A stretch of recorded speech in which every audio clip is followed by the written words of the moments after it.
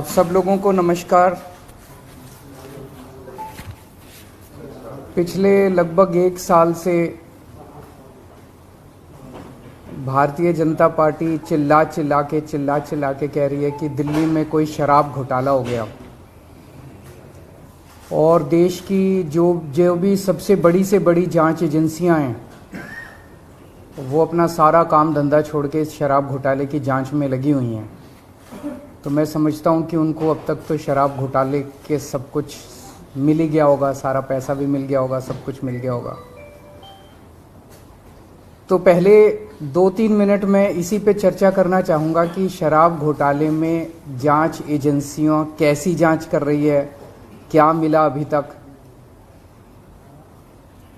इसमें मनीष सिसोदिया जी जो कि फाइनेंस मिनिस्टर थे, डिप्टी चीफ मिनिस्टर थे, उनके ऊपर सबसे बड़ा आरोप ईडी ने और सीबीआई ने लगाया है कि मनीष सिसोदिया जी ने अपने 14 फोन तोड़ दिए। तो इन्होंने सबूत खत्म करने की कोशिश की। ये सारी जांच वांच करने के बाद इन एजेंसीज ने मनीष सिसोदिया पे आरोप लगाया कि 14 फोन तोड़ दिए। ये ईडी की चार्जशीट है, ईडी का डॉक्यूमेंट है ये, जिसमें इन्होंने ये 14 फोन का IMEI नंबर लिखा हुआ है कि ये वो 14 फोन है जो मनीष सिसोदिया के थे और जो मनीष सिसोदिया ने इन फोनों को डिस्ट्रक्ट कर दिया। ये ईडी के डॉक्यूमेंट में है। इसी के बाद ईडी की सीजर मेमो है। ईडी कुछ भी सीज करता है तो उसको मेमो, इन 14 में से ईडी खुद ही कह रही है सीजर मेमो कि 4 फोन हमारे पास हैं। ये इनका सीजर मेमो है, इंपाउंडिंग ऑर्डर 18 मार्च 2023 का और इंपाउंडिंग ऑर्डर 5 जनवरी 2023 का। 4 फोन उसमें से इनके पास हैं और एक सीबीआई का ये डॉक्यूमेंट है, 1 फोन सीबीआई के पास है। तो 14 में से 5 फोन तो इनके अपने पास ही हैं जो कह रहे हैं कि मनीष सिसोदिया ने तोड़ दिए। उन 14 में से 5 फोन ईडी और सीबीआई के कब्जे में हैं।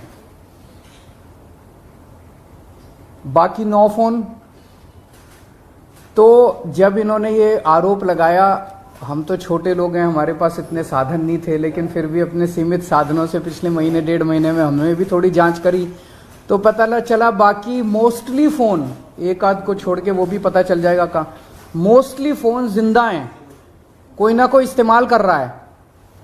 और उन फोन को कोई वॉलंटियर के पास है, कोई कहीं है, कोई कहीं है, कोई ना कोई इस्तेमाल कर रहा है। वो मनीष जी के फोन नहीं है, वो कोई ना कोई इस्तेमाल कर रहा है। वो फोन जिंदा हैं और ये फैक्ट कि ये फोन जिंदा हैं ये ईडी को भी पता है और ये सीबीआई को भी पता है।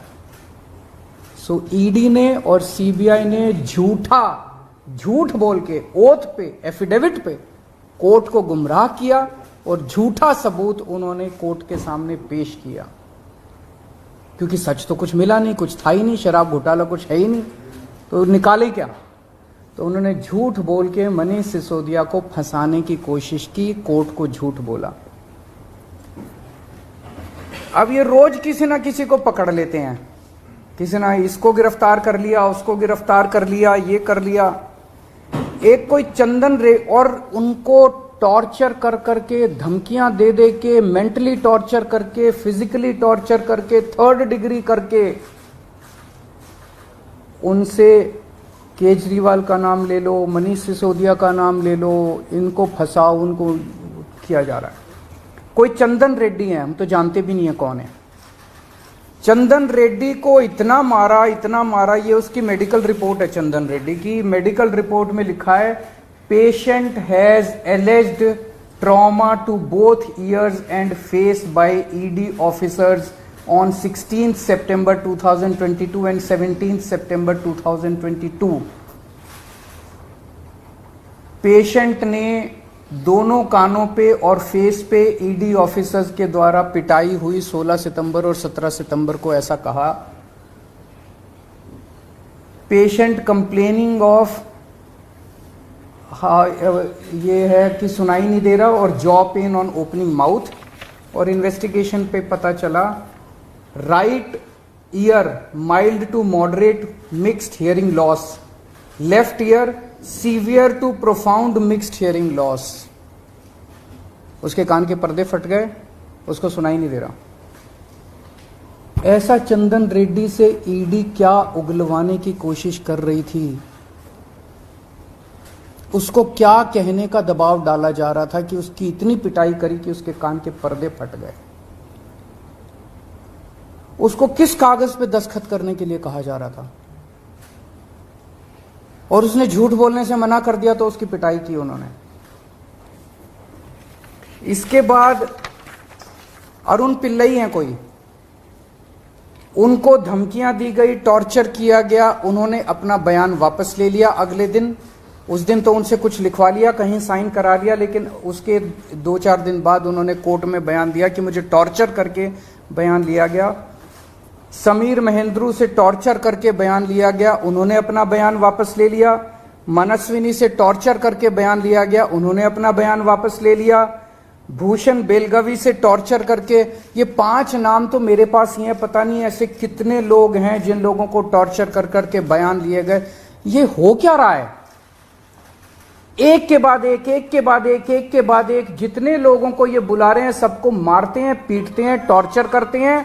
एक ऐसा व्यक्ति है जिसे एक कमरे में उस व्यक्ति को बिठा रखा था, दूसरे कमरे में उसकी वाइफ को और उसके पिताजी को बिठा लिया, और उसको बोलते हैं कि या तो इस कागज पे साइन कर दे, नहीं तो तेरी पत्नी को और तेरे पिताजी को भी जेल भेज रहे हैं। ये चल क्या रहा है? मैं प्रधानमंत्री जी से पूछना चाहता हूं, ये चल क्या रहा है? जहां कोई घोटाला नहीं हुआ वहां पे कोशिश की जा रही है जबरदस्ती करके, लोगों से जबरदस्ती करके, मार के, पीट के, धमकियां दे के बयान लिखवाने की।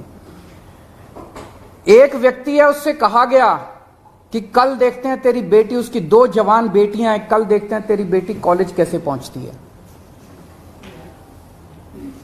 ये जांच चल रही है इन लोगों के। एक व्यक्ति है, उसके वकील ने कोर्ट में खड़े होकर कहा कि हमारे मुवक्किल के, मेरे मुवक्किल के ऊपर दबाव डाला जा रहा है कि दिल्ली के पॉलिटिशियंस का, कोर्ट के अंदर खड़े होकर उसने बोला कि मेरे मुवक्किल के ऊपर दबाव डाला जा रहा है कि आप दिल्ली के पॉलिटिशियंस का नाम लीजिए। ये इनकी जांच चल रही है। इस सारी जांच करने के बाद, 1 साल जांच करने के बाद, ये आरोप लगाते हैं कि 100 करोड़ रुपए की रिश्वत ली गई और दी गई। वो 100 करोड़ रुपया कहां है? एक नया पैसा कहां है वो 100 करोड़ रुपया? सब इतनी 400 से ज्यादा रेड हो चुकी हैं। मनीष सिसोदिया जी के घर पे रेड हो गई, इतने सारे दूसरे लोग, वो पैसा है कहां? एक नया पैसा नहीं मिला 100 करोड़ रुपए का, ना कोई ज्वेलरी मिली, ना कोई मनीष जी के घर पे गद्दे भी फाड़ दिए इन्होंने, उनके गांव भी हुआ है, उनके बैंक लॉकर भी छान मारे, कुछ नहीं मिला 100 करोड़ में से। फिर आरोप लगाया कि 100 करोड़ रुपया गोवा के चुनाव में इस्तेमाल हुआ है। जी, गोवा के हमारे जितने वेंडर्स थे जिनसे हमने काम कराया था, सारे वेंडर्स पे रेड मार चुके ये लोग। सारे वेंडर्स को इन गिरफ्तार कर करके स्टेटमेंट ले चुके, वहां कुछ नहीं मिला, सारी पेमेंट चेक से हुई है हमारी। सारा हिसाब किताब इलेक्शन कमीशन को दिया हुआ, वहां भी कुछ नहीं मिला। गोवा चुनाव के अंदर इनको धेला नहीं मिला, तो पैसा गया कहां? अगर रिश्वत ली तो पैसा गया कहां? अरे पैसा तो तब मिलेगा ना जब रिश्वत ली गई होगी और रिश्वत दी गई होगी। आज मैं इस प्रेस कॉन्फ्रेंस में कह रहा हूं कि 17 सितंबर को शाम को 7 बजे मैंने नरेंद्र मोदी को 1000 करोड़ रुपए दिए थे। कर लो गिरफ्तार उनको। ऐसे तो कोई भी इस देश में खड़ा होकर कुछ भी कह देगा।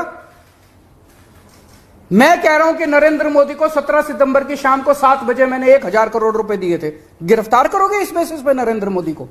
भाई मेरे पास कुछ सबूत तो हो कहने का। कोई तो मैं कहूंगा भाई मेरे पास ये सबूत है, मैंने दिए थे। ऐसे ही कोई कुछ भी खड़ा होकर कह देगा और गिरफ्तार कर लोगे। 100 करोड़ रुपए दिए, 100 करोड़ रुपए दिए गोवा चुनाव। अरे कहां है सबूत? कोई सबूत नहीं है। ये पॉलिसी इतनी शानदार पॉलिसी थी, ट्रांसपेरेंट पॉलिसी थी, जो भ्रष्टाचार खत्म कर देती पूरे के पूरे शराब सेक्टर में। ये इस बात से साबित होता है कि ये पॉलिसी जब पंजाब में लागू की गई, पूरी कॉपी पेस्ट पॉलिसी है, जब पंजाब में लागू की गई तो इस पॉलिसी से 50% रेवेन्यू 1 साल के अंदर बढ़ गया। 50% रेवेन्यू। दिल्ली के अंदर इन्होंने लागू नहीं की करने दी, पंजाब के अंदर इनकी चली नहीं क्योंकि पंजाब एक फुल स्टेट है। तो मैं मोदी जी को कहना चाहता हूं, मोदी जी अगर केजरीवाल भ्रष्टाचारी है तो फिर इस दुनिया के अंदर कोई ईमानदार नहीं है। मुद्दा भ्रष्टाचार है ही नहीं, मुद्दा भ्रष्टाचार की जांच है ही नहीं, मुद्दा शराब घोटाला है ही नहीं। ऐसा शख्स देश का प्रधानमंत्री जो सर से लेकर पैर तक भ्रष्टाचार के अंदर डूबा हुआ है, उसके लिए भ्रष्टाचार मुद्दा कैसे हो सकता है? पिछले मार्च के आखिरी हफ्ते के अंदर मैंने इतने सारे असेंबली के अंदर इतने सारे गिनाए थे भ्रष्टाचार जो इन्होंने किए हैं, इतने भ्रष्टाचार गिनाए थे। इन्होंने तो मेरे को तभी कह दिया था उस दिन, जिस दिन असेंबली में मैंने स्पीच दी थी, शाम को संजय सिंह का मैसेज आया कि अरविंद जी अब अगला नंबर आपका है। कल सत्यपाल मलिक जी ने एक इंटरव्यू दिया, मैं वो सुन रहा था। सत्यपाल मलिक जी ने कहा मोदी जी को भ्रष्टाचार से कोई परहेज नहीं है। ये मैं तो नहीं कह रहा हूं, ये तो उनके अपने गवर्नर कह रहे हैं। सत्यपाल मलिक जी कौन है? सत्यपाल मलिक जी मोदी जी के बहुत खास लोगों में गिने जाते थे।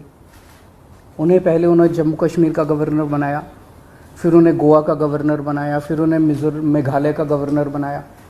उन्होंने कहा कि मेरे जो इंटरेक्शन हुए मोदी जी के साथ उसमें पता चला है कि मोदी जी को भ्रष्टाचार से किसी तरह का परहेज नहीं है। उसी इंटरव्यू में उन्होंने कहा कि इन लोगों के कुछ मुख्यमंत्री हैं जो भ्रष्टाचार करते हैं, खूब पैसे इकट्ठे करते हैं, लेकिन वो सारा पैसा मुख्यमंत्री अपने पास नहीं रखते, वो पैसा ऊपर भेजते हैं और वहां से वो पैसा उनकी दोस्त की कंपनियों के अंदर इन्वेस्ट होता है। मैंने भी तो इसी तरह का कुछ कहा था अपने उसमें। तो चलो मेरी बात तो नहीं मानी, अब तो गवर्नर इनके अपने गवर्नर कह रहे हैं। तो ऐसा व्यक्ति जो इतना भ्रष्टाचार कर रहा है उसके लिए भ्रष्टाचार मुद्दा हो ही नहीं सकता। उनके लिए भ्रष्टाचार मुद्दा थोड़ी है। तो फिर ये आम आदमी पार्टी के पीछे क्यों पड़े हैं? 75 साल के भारत के इतिहास में किसी एक पार्टी को इतनी बुरी तरह से टारगेट नहीं किया गया जिस तरह से आम आदमी पार्टी को ये लोग टारगेट कर रहे हैं।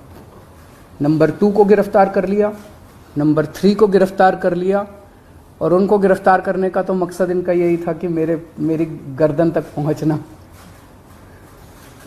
तो अब ये मेरे पीछे पड़े हैं, मुझ तक पहुंचने की कोशिश कर रहे हैं। किसी पार्टी को इस तरह से नहीं टारगेट किया गया जिस तरह से आम आदमी पार्टी को टारगेट किया गया। उसका एक कारण है, वो कारण है कि 75 साल के बाद आम आदमी पार्टी ने इस देश को एक ऐसी उम्मीद दी है जो कि कोई पार्टी नहीं दे पाई। गुजरात के अंदर 30 साल से बीजेपी की सरकार है, उसमें 12 साल प्रधानमंत्री मोदी जी खुद वहां पे मुख्यमंत्री रहे। 30 साल के अंदर ये एक सरकारी स्कूल ठीक नहीं कर पाए, एक भी सरकारी स्कूल ठीक नहीं कर पाए। जब मोदी जी को फोटो खिंचवाने के लिए सरकारी स्कूल में जाना था तो एक टेम्पोरेरी क्लास, एक टेंट के अंदर टेम्पोरेरी क्लास बनानी पड़ी इनको फोटो खिंचवाने के लिए। फोटो खिंचवाने लायक सरकारी स्कूल भी नहीं बना पाए। और 5 साल के अंदर दिल्ली के हमने सारे सरकारी स्कूलों का कायाकल्प कर दिया। 5 साल के अंदर हमने सारे सरकारी स्कूल ठीक कर दिए। इस देश के लोगों को आम आदमी पार्टी ने एक उम्मीद दी है कि केवल आम आदमी पार्टी उनकी गरीबी दूर कर सकती है, उनको शिक्षित कर सकती है, उनके बच्चों को रोजगार दे सकती है। आम आदमी पार्टी ने इस देश के लोगों को उम्मीद दी है। प्रधानमंत्री जी उस उम्मीद को कुचलना चाहते हैं। प्रधानमंत्री जी नहीं चाहते कि वो उम्मीद आगे बढ़े, क्योंकि अभी तक इन सारी पार्टियों को की मिलके जो लूट चल रही थी, अगर इनको स्कूल बनवाने पड़ गए, इनको अस्पताल बनवाने पड़ गए तो उनको लूटने के लिए पैसे नहीं बचेगा। तो कल इन्होंने मेरे को बुलाया है, मैं जाऊंगा कल सीबीआई में, और मैं फिर से अंत में यही कहना चाहता हूं कि प्रधानमंत्री जी, अगर केजरीवाल चोर है, केजरीवाल भ्रष्टाचारी है, तो इस दुनिया में कोई ईमानदार नहीं है। सर, क्या आपको आशंका है कि कल जब आप पूछताछ में जाएंगे तो गिरफ्तारी हो सकती है आपकी? मंडे का दिन है, जैसे मनीष जी को अरेस्ट किया गया, आप नहीं कर सकते? भाई ये बीजेपी वाले तो मैं कल से देख रहा हूँ प्रेस कॉन्फ्रेंस कर करके यही कह रहे हैं कि केजरीवाल को गिरफ्तार करेंगे।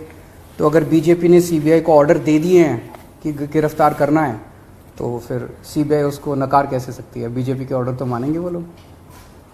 Thank you.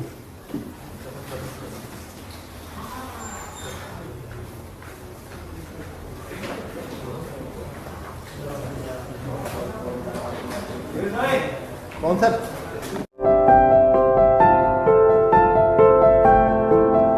मशहूर समाज सेवी लाला चंदूलाल जी कबाड़ी का शोरूम सिंगला फर्नीचर्स, भिवानी का नंबर 1 फर्नीचर शोरूम। घर आप बनाइए, उसको सजाएंगे हम। सिंगला फर्नीचर्स की एक्सक्लूसिव रेंज के साथ, जैसे sofa set, dining table, double bed, show pieces.